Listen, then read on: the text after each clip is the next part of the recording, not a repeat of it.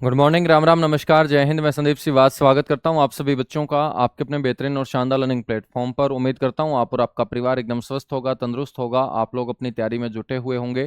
जितने भी बच्चे आज के अपने इस हरियाणा जी के लाइव सेशन में लाइव जुड़ते जा रहे हैं, एक बार फटाफट मेरे को बता दीजिएगा ऑडियो वीडियो एकदम परफेक्ट है, क्लियर है, ओके है, सब कुछ परफेक्ट है। तो मेरे दोस्त, माँ सरस्वती के आशीर्वाद से स्टार्ट करते हैं आज का अपना ये सेशन, जहां हम पढ़ रहे हैं अपने हरियाणा के प्रशासनिक आंकड़ों को।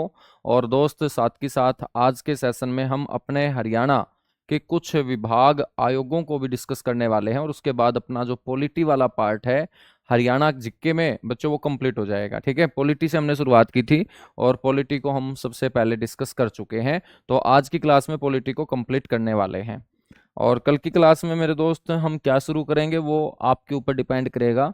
आप मेरे को लास्ट तक बताते रहना, जो भी तुम्हारा मन हो, इंटरेस्ट हो पढ़ने का, सबसे पहले वो शुरू कर लेंगे। गुड मॉर्निंग, राम राम, नमस्कार, जय हिंद।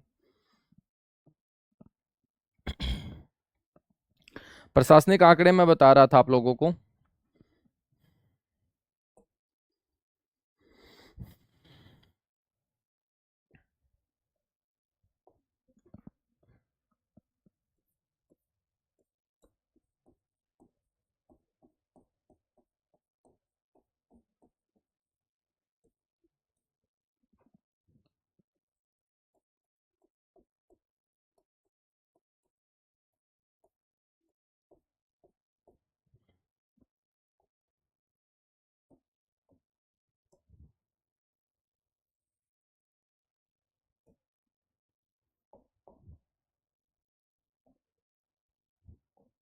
प्रशासनिक आंकड़ों में आपको ध्यान रखना है कि कुल मंडल हमने पढ़े कितने हैं। हरियाणा के अंदर कुल डिवीजन जो है दोस्त, या मंडल हैं 6।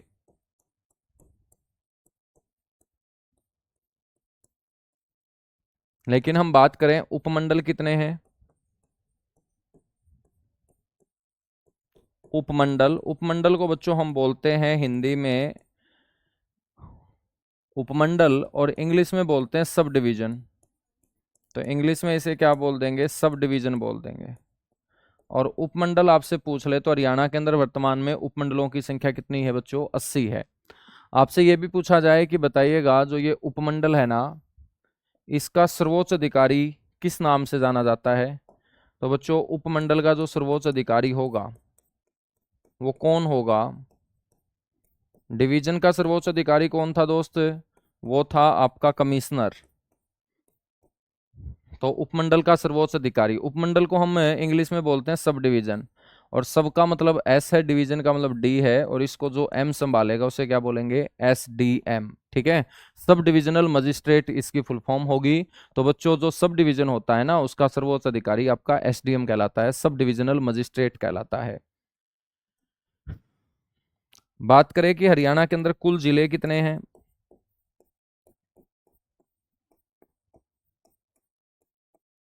तो कुल जिले मेरे दोस्त 22 हैं, आप सभी को पता ही है। ठीक है, बात करें बच्चों तहसील कितनी है। कुल तहसीलों की जो संख्या है वो 93, 94। ठीक है बच्चों, 93 है वैसे तो, 93 तहसील हैं। लेकिन यदि मैं बात करूं आर्थिक सर्वेक्षण की, तो आर्थिक सर्वेक्षण में सरकार हर बार 94 तहसील बताती है। अब ये नहीं पता कि ये 94 बताती क्यों है, लेकिन ये सरकार का ऑफिशियल डेटा है। इकोनॉमिक सर्वे जो है मेरे दोस्त, उसकी रिपोर्ट में ये 94 बताती है। हालांकि मेरे को अभी तक 94 नंबर की तहसील नहीं पढ़ने को मिली, ना मैंने बच्चों उसको कभी सुना। लेकिन 93 तहसील की लिस्ट मेरे पास है। ठीक है, तो 93 तहसील हैं। लेकिन यदि 93 ऑप्शन में ना हो तो आप 94 कर सकते हो।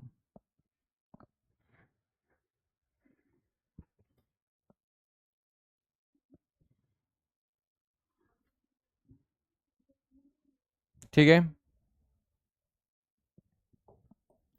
हम बात करें तहसील के बाद उप तहसील कितनी है। तहसील का मुखिया कौन होगा, तहसील का मुखिया होगा तहसीलदार। आपसे कोई पूछ ले कि तहसील का जो मुखिया होगा वो कौन होगा, तो तहसील को संभालने का काम करता है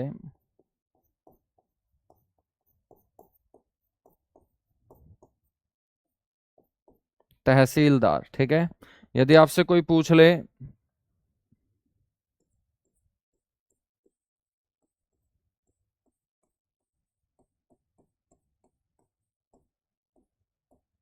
कि उप तहसील, तो मेरे दोस्त उप तहसील कितनी है? 49, 49 उप तहसील है।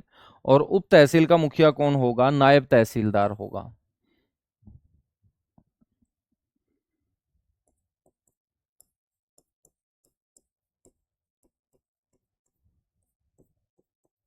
नायब तहसीलदार।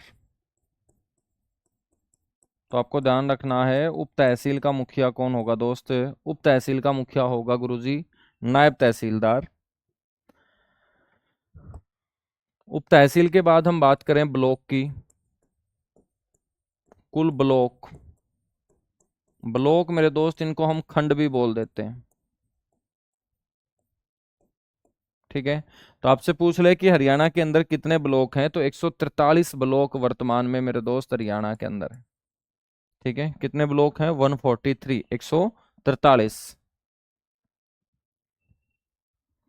बेटा ये कोई काम की बात ही नहीं है कि एसडीएम कैसे संभालता है। कैसे संभालता है? जैसे आप अपने घर को कैसे संभालते हो, मैं आपसे पूछूं कि आपके माँ बाप आपके घर को कैसे संभालते हैं, तो उस घर को चलाने के लिए कुछ रूल रेगुलेशन है।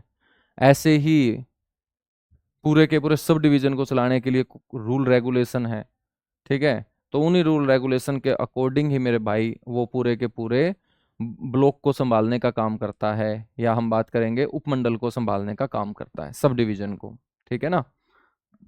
तो ये अनावश्यक क्वेश्चन तुम पता नहीं कहाँ कहाँ से, तुम नौकरी लगने वाले बच्चे हो गया ऐसी बातें कर रहे हो? तो लगता तो नहीं, ऐसी बातें कर रहे हो तो तुम फिर नौकरी लगोगे कि कैसे संभालता है। पेपर में ऐसे पूछा जाएगा क्या कि एसडीएम कैसे संभालता है, इसके ऊपर प्रस्ताव लिखो, है?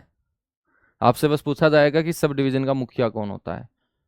यूपीएससी की थोड़ी तैयारी कर रहे हो तुम, ग्रुप सी ग्रुप डी की तैयारी कर रहे हो दोस्त, तो वहां ऐसे प्रस्ताव लिखने थोड़ी आएंगे।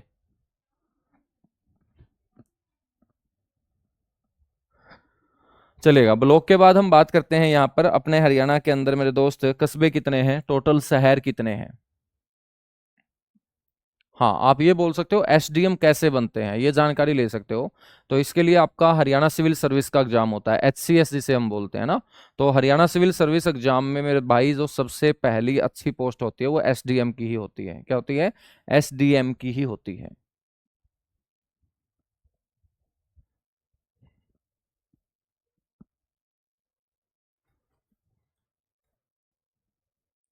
डीएम आपका डिस्ट्रिक्ट मजिस्ट्रेट होगा। यहां तक चीजें क्लियर हुई? चलो आगे हम बढ़ेंगे। आपसे पूछ रहे कि कुल शहर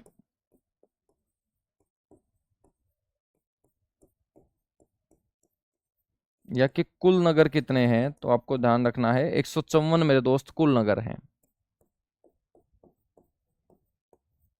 बच्चों शहरी स्वशासन में हमने पढ़ा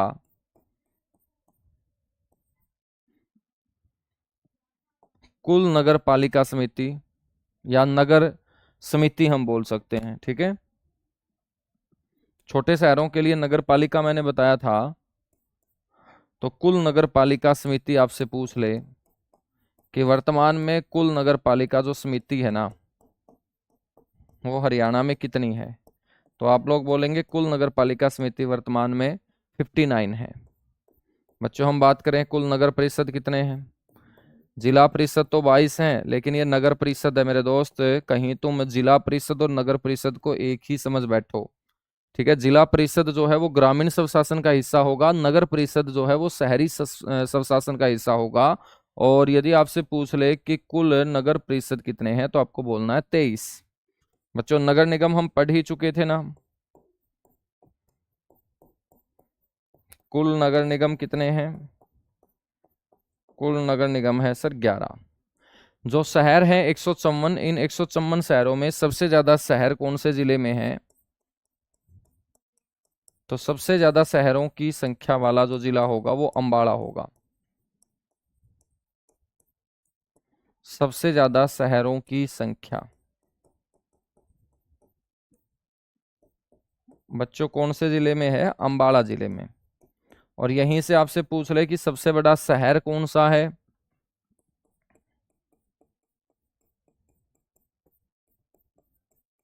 सबसे बड़ा शहर। अब जब भी हम सबसे बड़ा शहर पढ़ते हैं तो दिमाग में आएगा कि यह क्षेत्रफल के आधार पे चर्चा कर रहा है या जनसंख्या के आधार पे। तो बच्चों, चाहे क्षेत्रफल हो चाहे जनसंख्या हो, चाहे क्षेत्रफल हो चाहे जनसंख्या हो, बच्चों इन दोनों में जो सबसे बड़ा शहर होगा वो आपका फरीदाबाद होगा।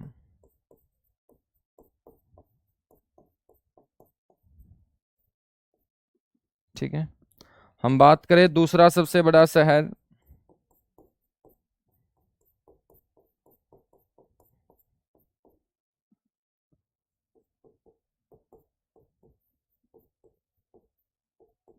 और दूसरा सबसे बड़ा शहर है गुरुग्राम। ठीक है ना। तो दूसरा सबसे बड़ा जो शहर होगा मेरे दोस्त, वो कौन सा हो जाएगा? गुरुग्राम हो जाएगा।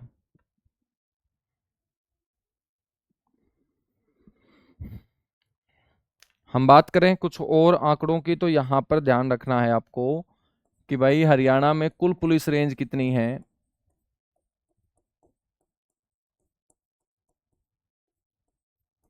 हरियाणा में कुल पुलिस रेंज है 5। तो मेरे दोस्त पुलिस कमिश्नरी कितनी है?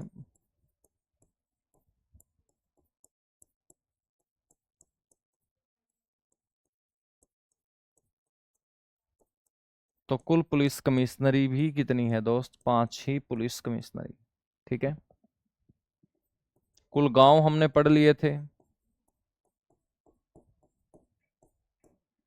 कुल गांव 2011 की जनगणना के आधार पर 6841। ठीक है, वर्तमान में पूछ ले तो 7356। वर्तमान में गांवों की संख्या पूछ ले तो कितनी बोलोगे आप?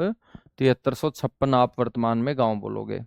जो ये हमने 5 पुलिस रेंज पढ़ी, कौन कौन सी है मेरे दोस्त पुलिस रेंज 5?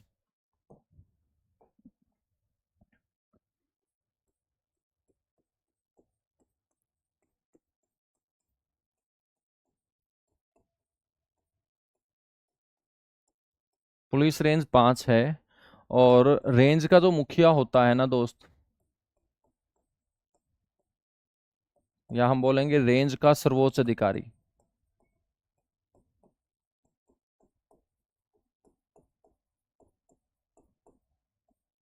वो आपका होता है IGP, inspector general of police, या हम बोल सकते हैं ADGP, additional director general of police. ठीक है ना। तो आईजीपी या एडीजीपी। तो बच्चों एडीजीपी क्या होता है? ये पुलिस महकमे में दूसरा सबसे बड़ा पद होता है। Additional director general of police बोलते हैं, अपर महानिदेशक इसे बोलते हैं। और आईजीपी होता है इंस्पेक्टर जनरल ऑफ पुलिस। तो ये पुलिस रेंज का सर्वोच्च अधिकारी होता है। 5 पुलिस रेंज कौन कौन सी हैं? इन 5 पुलिस रेंज में सबसे पहले हम चर्चा करें तो एक है हिसार पुलिस रेंज।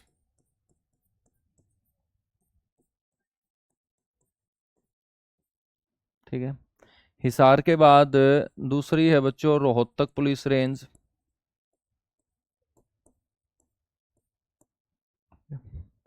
तीसरी है करनाल पुलिस रेंज।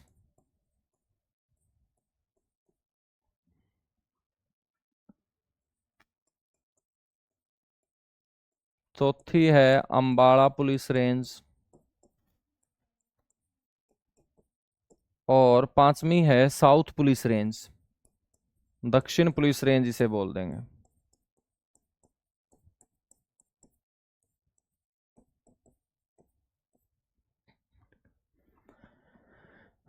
बच्चों हम बात करें हिसार पुलिस रेंज में कौन कौन से पुलिस जिले आते हैं। डिवीजन में जिले आते हैं, पुलिस रेंज के अंदर पुलिस जिले आते हैं। ठीक है, तो ये आपको ध्यान रखना है। पुलिस रेंज के अंदर क्या आएंगे मेरे दोस्त? पुलिस रेंज के अंदर पुलिस जिले आएंगे। तो ध्यान रखना है, हिसार पुलिस रेंज के अंदर सबसे पहले हिसार पुलिस जिला आएगा।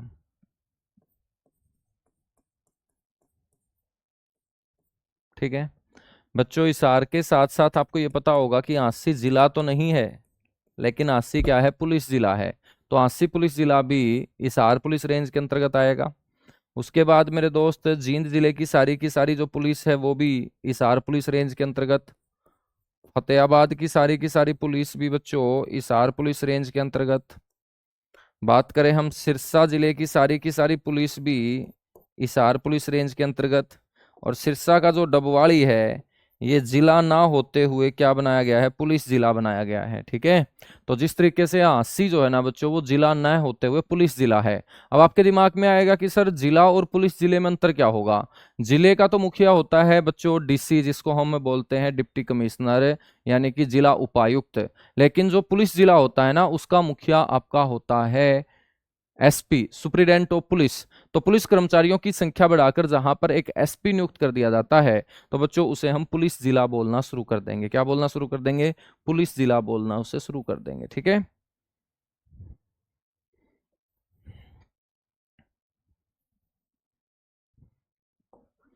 हम बात करेंगे रोहतक पुलिस रेंज में। रोहतक पुलिस रेंज के अंदर रोहतक तो आएगा ही आएगा,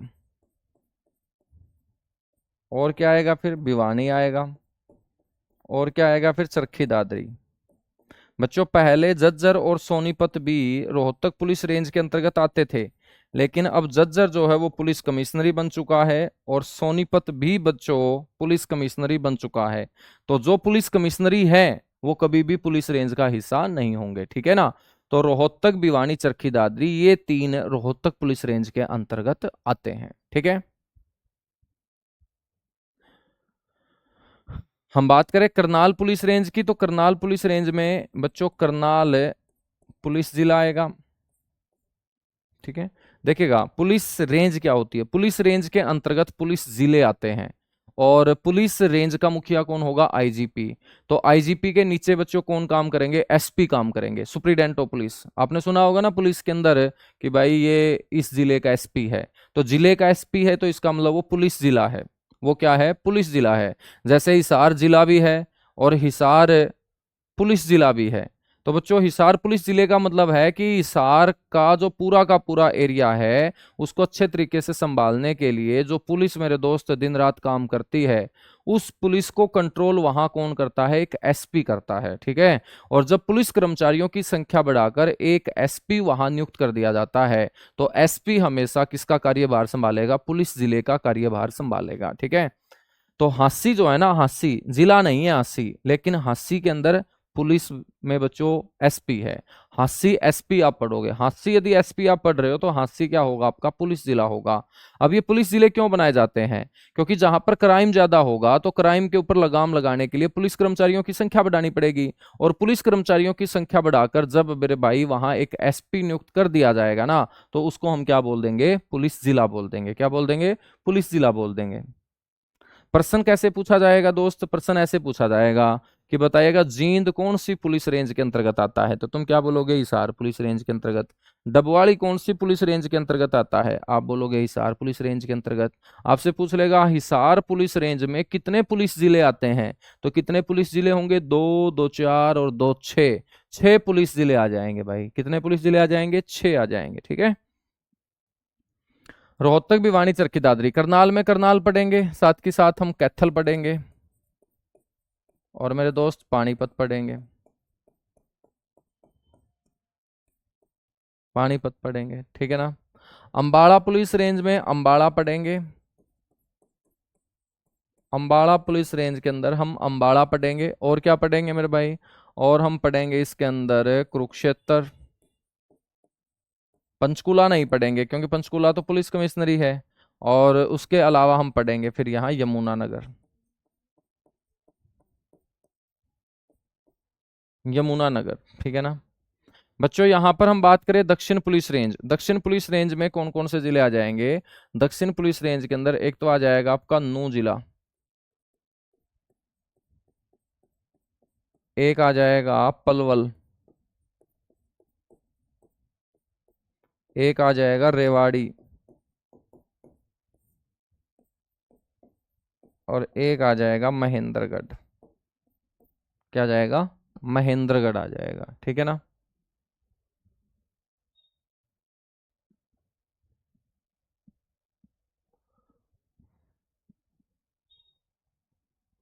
यहां तक चीजें क्लियर हुई?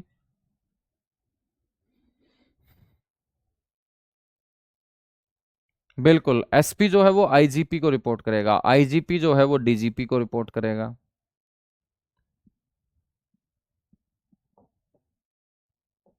अब हम बात करते हैं यहां पर कि बच्चों जो भी पुलिस रेंज होती है ना, जिसका मुखिया कौन होगा, आईजीपी होगा या एडीजीपी होगा, बच्चों वो बैठता कहाँ है? तो हिसार पुलिस रेंज का जो हेडक्वार्टर होगा ना, यहाँ पे मैं हेडक्वार्टर लिख रहा हूँ, वो हिसार में होगा। तो ये जितने भी जिले हैं, इन जिलों की सारी पुलिस का जो चौधरी होगा, मुखिया होगा, वो कहाँ बैठता है? हिसार में। और हिसार वाले बच्चों को पता होना चाहिए कि फवारा चौक के ऊपर ऑफिस है, आईजीपी ऑफिस। ठीक है, तो आईजीपी ऑफिस है, तो इसका मतलब वहां पर इतने जिलों का मुखिया बैठा हुआ है भाई। और रोहतक पुलिस रेंज का जो मुखिया है वो कहाँ बैठेगा? रोहतक में बैठेगा। ठीक है, करनाल पुलिस रेंज का मुखिया कहाँ बैठेगा दोस्त? करनाल में बैठेगा। हम बात करें अंबाला पुलिस रेंज का मुखिया कहाँ बैठेगा? अंबाला में बैठेगा। लेकिन सबसे इंपॉर्टेंट क्वेश्चन बनेगा कि दक्षिण पुलिस रेंज का मुखिया क्या दक्षिण में बैठेगा? दक्षिण में नहीं बैठेगा बच्चों, वो बैठेगा दारूएड़ा के अंदर। और दारूएड़ा जो है वो किसका हिस्सा है? रेवाड़ी का हिस्सा है। ठीक है, तो दारूएड़ा रेवाड़ी के अंदर बच्चों दक्षिण पुलिस रेंज का क्या हो जाएगा? मुख्यालय हो जाएगा। याद रखोगे? याद रख लेंगे। आगे आ जाओ फिर। अब बात करते हैं पुलिस कमिश्नरी की।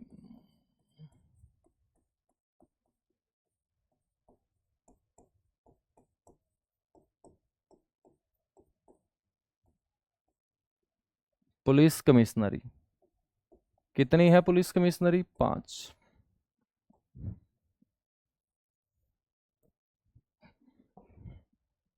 बच्चों हम बात करें तो पुलिस कमिश्नरी कौन कौन सी हैं? सबसे पहले याद रखेंगे गुरुग्राम।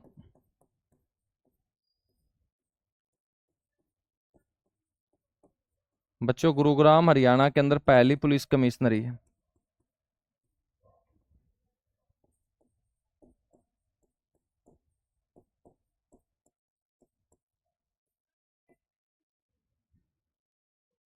ठीक है, गुरुग्राम के बाद हम बात करेंगे दूसरे नंबर पे फरीदाबाद।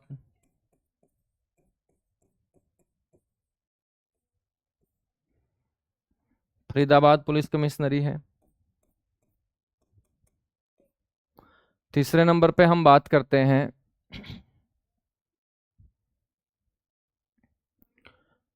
पंचकुला पुलिस कमिश्नरी है बच्चों। पंचकुला के बाद पुलिस कमिश्नरी बनाया गया सोनीपत को। और अब पुलिस कमिश्नरी 5वें नंबर पे बनाया गया है झज्जर को। तो झज्जर को भी पुलिस कमिश्नरी का दर्जा दे दिया गया। और जो पुलिस कमिश्नरी होती है ना, इसका सर्वोच्च अधिकारी आपका पुलिस कमिश्नर ही होता है। जब इसके सर्वोच्च अधिकारी को हम कमिश्नर बोलते हैं, तो कमिश्नर किसको संभालेगा? कमिश्नरी को संभालेगा दोस्त। ठीक है ना, पुलिस आयुक्त, कमिश्नर को बोलेंगे आयुक्त। तो पुलिस आयुक्त। पेपर में आपसे पूछा गया कि हरियाणा के अंदर, मैं आपसे भी पूछ रहा हूं ये क्वेश्चन है कि वर्तमान में हरियाणा के अंदर कितने पुलिस आयुक्तालय हैं? बताओ फटाफट।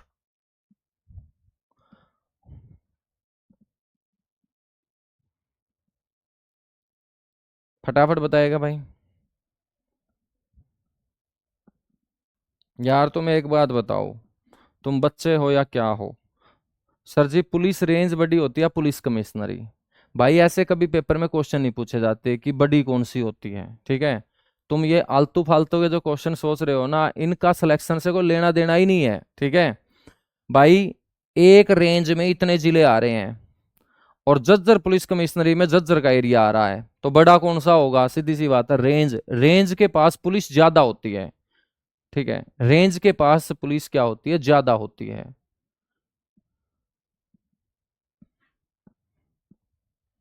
अब वहां पर तो सिर्फ अकेला गुरुग्राम है, यहां पर भाई 4-4 जिले हैं।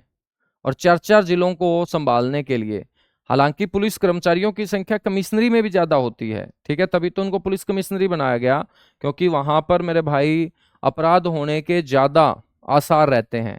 और जहां पर अपराध होने के ज्यादा आसार होंगे वहीं पर पुलिस कर्मचारियों की संख्या बढ़ाई जाती है। और इसीलिए झज्जर, सोनीपत, फरीदाबाद, पंचकुला, गुड़गांव, इनको पुलिस कमिश्नरी बनाया गया है।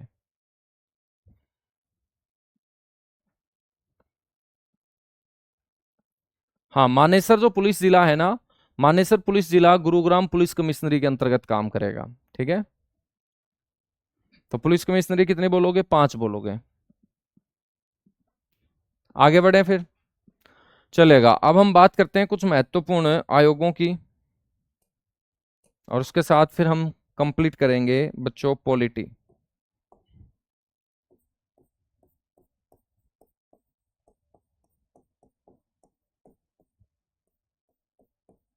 महत्वपूर्ण आयोग,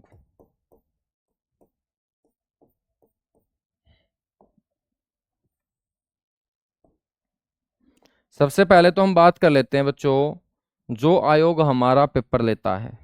अब हमारा पेपर कौन लेता है? HSSC। ठीक है, और HSSC का मतलब Haryana staff selection commission, Haryana staff selection commission इसे बोलेंगे। हरियाणा स्टाफ सिलेक्शन कमीशन जो है,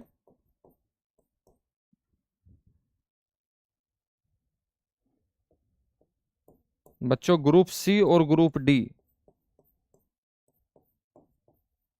की भर्तियां हरियाणा में करने का क्या करता है? काम करता है। इसका एक ही काम है, ग्रुप सी और ग्रुप डी की भर्तियां पूरी करना। ठीक है, और यह है आपका HSSC, Haryana staff selection commission. मेरे दोस्त, आपको पता होना चाहिए कि HSSC की जो स्थापना है ना, वो कब की गई थी। ये पेपर में पूछा गया क्वेश्चन है। तो इसकी जो स्थापना है वो 28 जनवरी 1970 को की गई थी।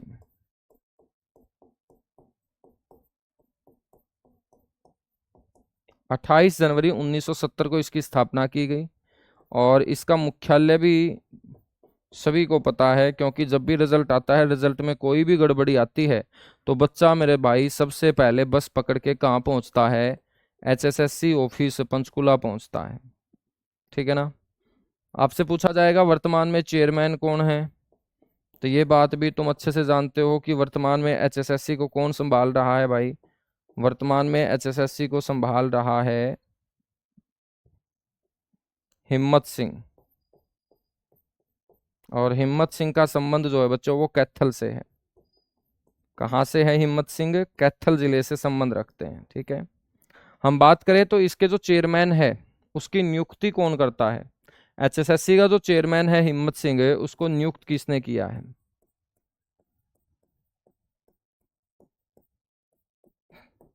तो चेयरमैन जो नियुक्ति होगी HSSC की, वो मुख्यमंत्री के द्वारा की जाती है दोस्त।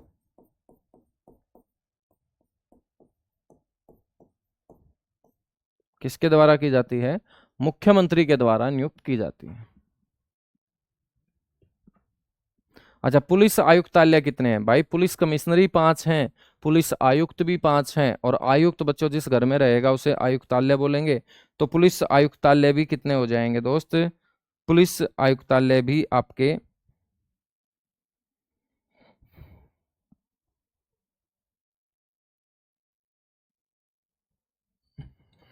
5 हो जाएंगे। ठीक है,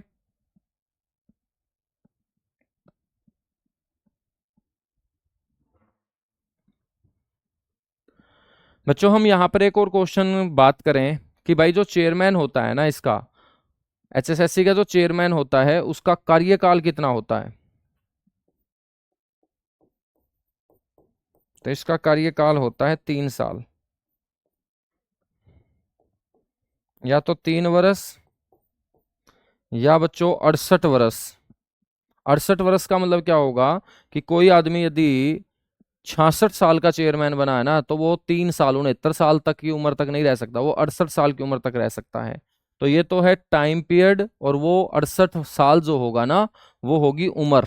ठीक है, दोनों में से जो भी पहले हो बच्चों वो उसका कार्यकाल माना जाएगा। तो तुम टाइम पीरियड याद रख लो, साल को छोड़ दो, कि कार्यकाल जो है ना वो 3 वर्ष है, उम्र को छोड़ दो, उम्र वैसे 68 साल तक है। तो 68 साल तक ही बच्चों को ये आदमी एचएसएससी का जो चेयरमैन है वो बना रह सकता है। करो फटाफट नोट, इसके बाद आगे बढ़ेंगे। बातें समझ में आ रही है ना? ये चीजें कर तो लोगे तुम सारे के सारे। इसके बाद हम जिले स्टार्ट करेंगे, डिस्ट्रिक्ट स्टार्ट करेंगे, ठीक है ना? क्यों इसलिए स्टार्ट करेंगे क्योंकि बहुत सारे बच्चे जो हैं हरियाणा के वो ग्रुप डी की तैयारी में जुटे हुए मेरे साथ, और उनको मैंने पहले पॉलिटी सेक्शन कवर तो करा दिया, लेकिन उनको ये लगता है कि यार हरियाणा जी के क्या इस तरीके से ही चलेगी, बड़ी खतरनाक है ये तो, ठीक है। तो हरियाणा का क्या कोई आसान पार्ट भी नहीं है कि हम पेपर में बैठते ही 14-15 क्वेश्चन ठीक कर लें। तो पेपर में बैठते ही 14-15 क्वेश्चन मेरे दोस्त जिस पार्ट से आपके ठीक होंगे ना, वो आपके डिस्ट्रिक्ट होंगे। तो एक बार हम फटाफट 22 के 22 डिस्ट्रिक्टों को लपेटने का काम करेंगे दोस्त, ठीक है ना? तो एक बार हम फटाफट 22 के 22 डिस्ट्रिक्ट को लपेटने का काम करेंगे। नहीं भाई देखो, इतिहास जो है ना वो बच्चा बोल रहा है जो मेरे से पहले पढ़ चुका है, ठीक है। तो मेरे को उनको भी साथ लेके चलना है जो पहली बार मेरे से पढ़ रहा है बेचारा। अब तुम्हारे लिए तो इतिहास अच्छा होगा, लेकिन जो बच्चे जिनको मुश्किल लगती होगी ना ये चीजें, तो भाई उनको भी तो आसान बना के देनी पड़ेगी।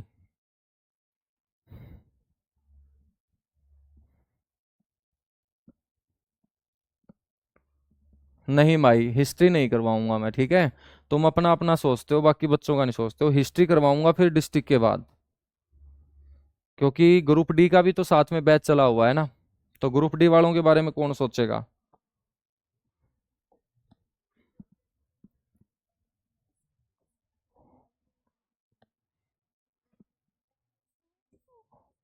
हम बात करेंगे HPSC, Haryana public service commission,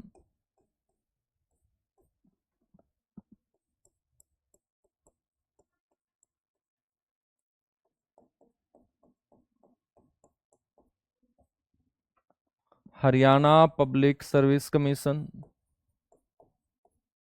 भाई ये काम क्या करता है? ये हरियाणा के अंदर ग्रुप ए और बी की भर्तियां करता है,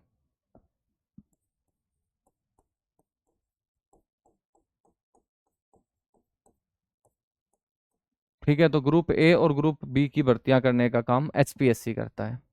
बच्चों हम बात करें तो एचपीएससी का जो मुख्यालय होगा वो भी कहाँ है? पंचकुला में है।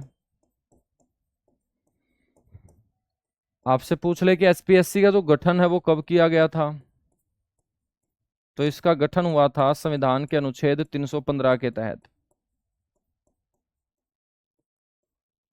ठीक है। तो संविधान के अनुच्छेद, संविधान के आर्टिकल 315 के तहत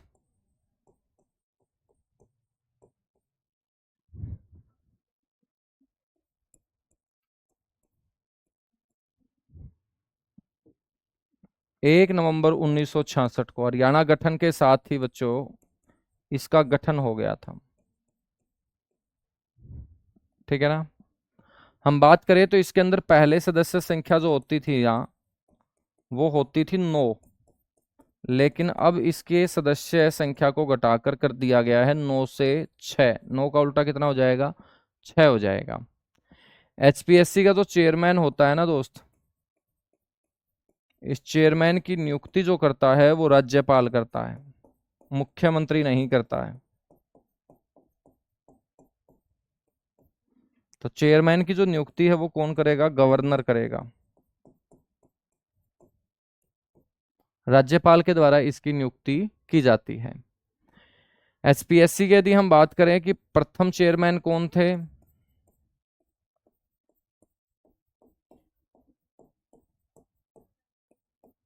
वो दरबारी लाल गुप्ता थे दोस्त। तो दरबारी लाल गुप्ता एचएसएससी के पहले चेयरमैन रहे हैं। और बात करें हम वर्तमान में चेयरमैन कौन है,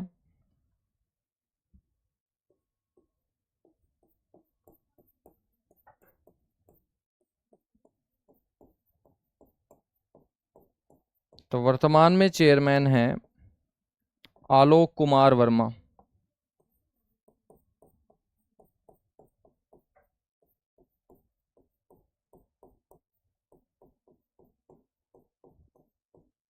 आलोक कुमार वर्मा। हाँ बिल्कुल अभिषेक भाई, ठीक है, उसी पैटर्न के ऊपर जैसे यूपीएससी, ठीक है ना।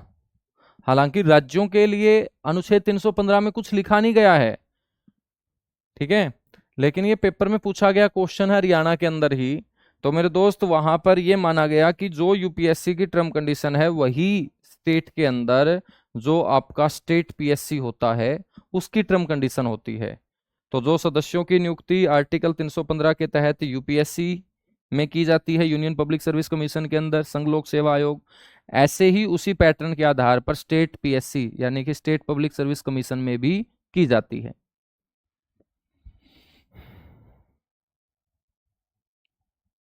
ठीक है, यहां तक चीजें हुई, चलेगा। इसका जो कार्यकाल होता है दोस्त वो कितना होता है?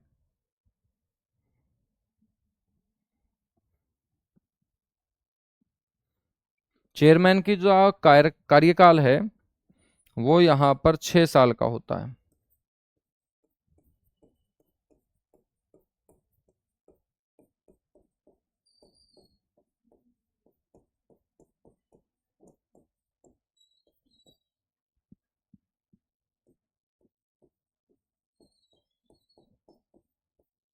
चेयरमैन का जो कार्यकाल होता है वो कितना होता है? 6 वर्ष का होता है। नेक्स्ट हम बात करेंगे तीसरा जो आयोग होगा उसे बोलेंगे राज्य निर्वाचन आयोग।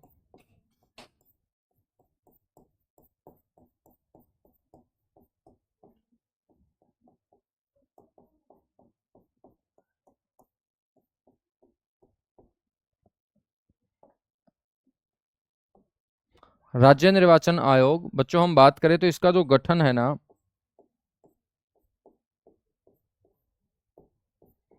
वो 18 नवंबर 1993 को किया गया था।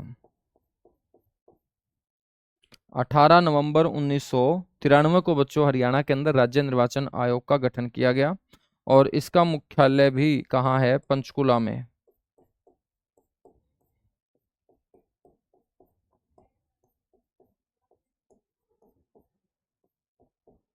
इसका मुख्यालय भी कहाँ होगा? पंचकुला में होगा। बिट्टू बेटा इसका नहीं पता? हाँ, आपको पता लगे तो मेरे को भी बताना। हाँ, इसका मेरे को नहीं पता, बाकी आपको पता लगे तो जरूर बताना।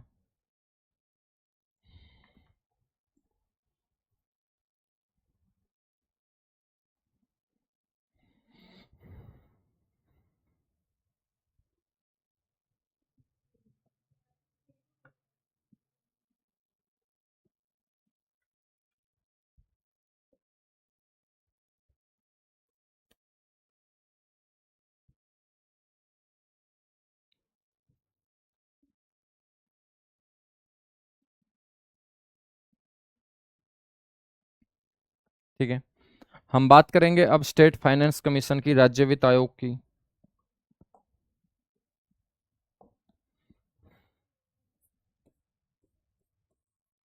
बात करेंगे हम स्टेट फाइनेंस कमीशन, राज्य वित्त आयोग की।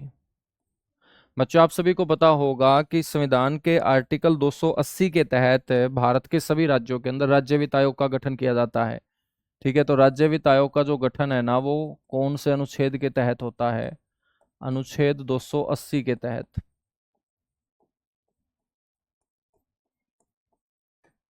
अनुच्छेद 280 के तहत, ठीक है। आपको यह भी ध्यान रखना है कि हरियाणा पंचायती राज अधिनियम जो था 1994,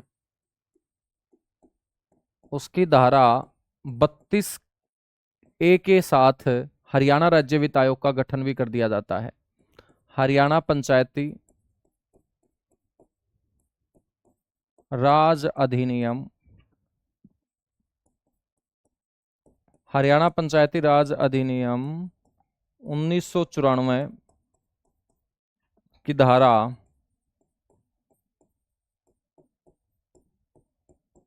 32A के तहत,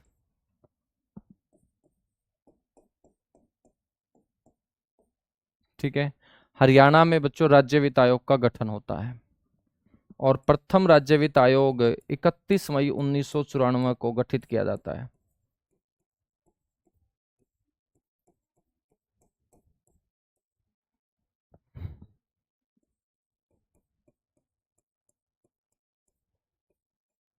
ठीक है, तो प्रथम राज्य वित्त आयोग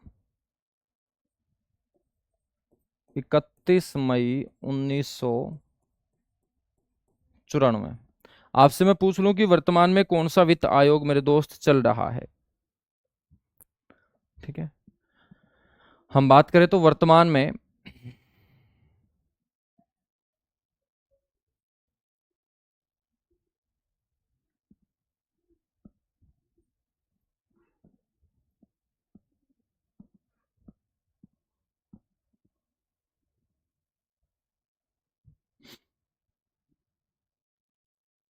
भाई ये डिसाइड होम मिनिस्ट्री करती है, अभिषेक।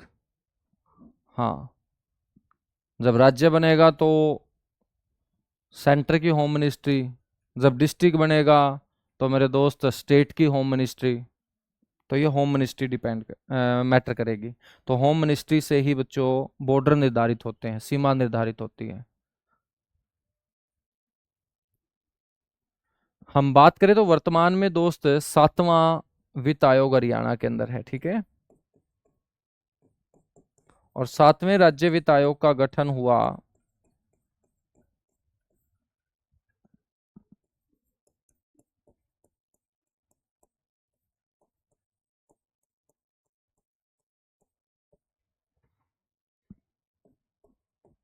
जुलाई 2025। ठीक है, तो मेरे दोस्त जुलाई 2025 के अंदर इसका क्या हो जाता है, गठन हो जाता है। तो ये आपका राज्य वित्त आयोग आपको याद रखना है। चलेगा, नेक्स्ट हम बात करते हैं एक और महत्वपूर्ण आयोग, हरियाणा महिला आयोग।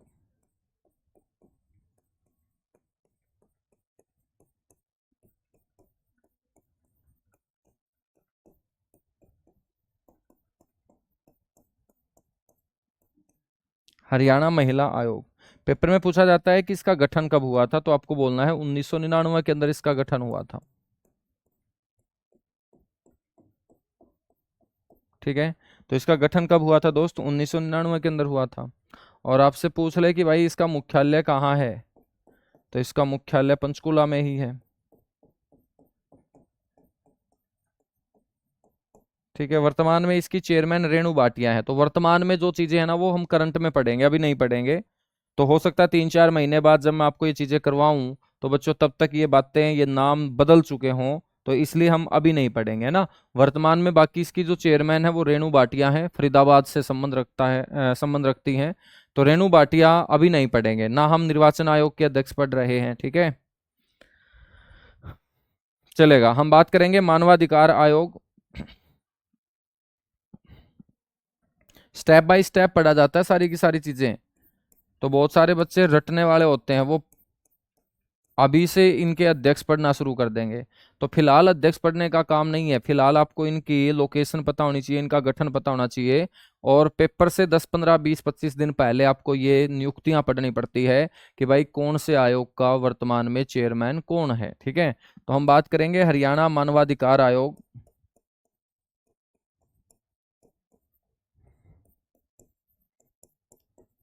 हरियाणा मानवाधिकार आयोग बच्चों हम बात करें तो इसका जो गठन हुआ वो सितंबर 2012 में हुआ।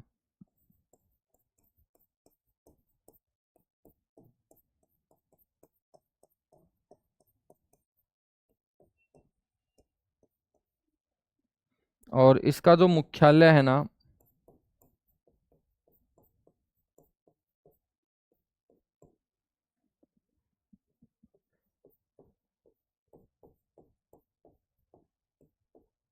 वो मेरे दोस्त चंडीगढ़ में है। कहाँ है, चंडीगढ़ में है।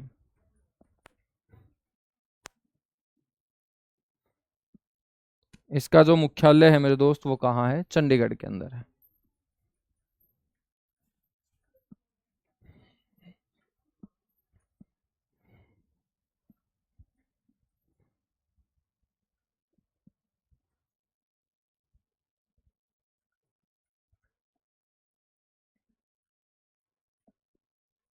चलेगा, एक आयोग और पढ़ लेते हैं, हरियाणा सूचना आयोग।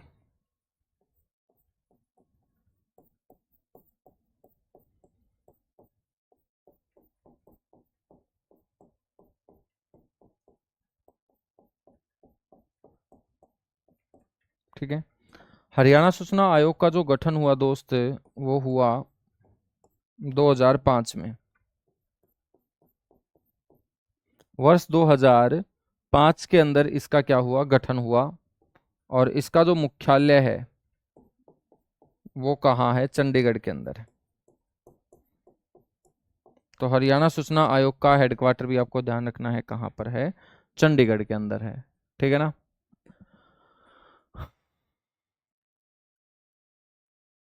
सर एचपीएससी का जो अध्यक्ष होता है उसकी रिटायरमेंट की उम्र कितनी होती है? तो मेरे भाई एचपीएससी का जो सदस्य होता है ना,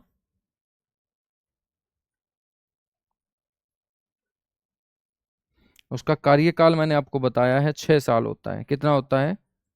6 साल। ठीक है। और उम्र जो होगी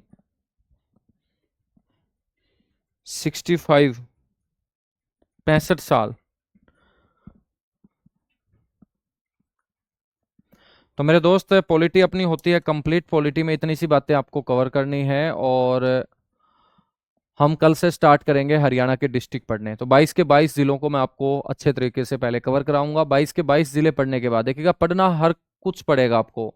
हिस्ट्री भी पढ़नी पड़ेगी। जो बच्चे हिस्ट्री चिल्ला रहे हैं, तो दोस्त आप क्या जिलों से दूर भाग सकते हो क्या? नहीं भाग सकते, है ना। तो डिस्ट्रिक्ट भी पढ़ेंगे, हिस्ट्री भी पढ़ेंगे, हमने पॉलिटी पढ़ ही ली है, ज्योग्राफी भी पढ़ेंगे, मिसलेनियस पार्ट भी पढ़ेंगे। अभी बहुत कुछ पढ़ना है हरियाणा जीके के अंदर। तो आप लोग जो है वो मेरे ऊपर छोड़ दीजिएगा सारी की सारी चीजें कि क्या मेरे को पढ़ाना है। बस आप पढ़ते जाइएगा जितना आपको आता है।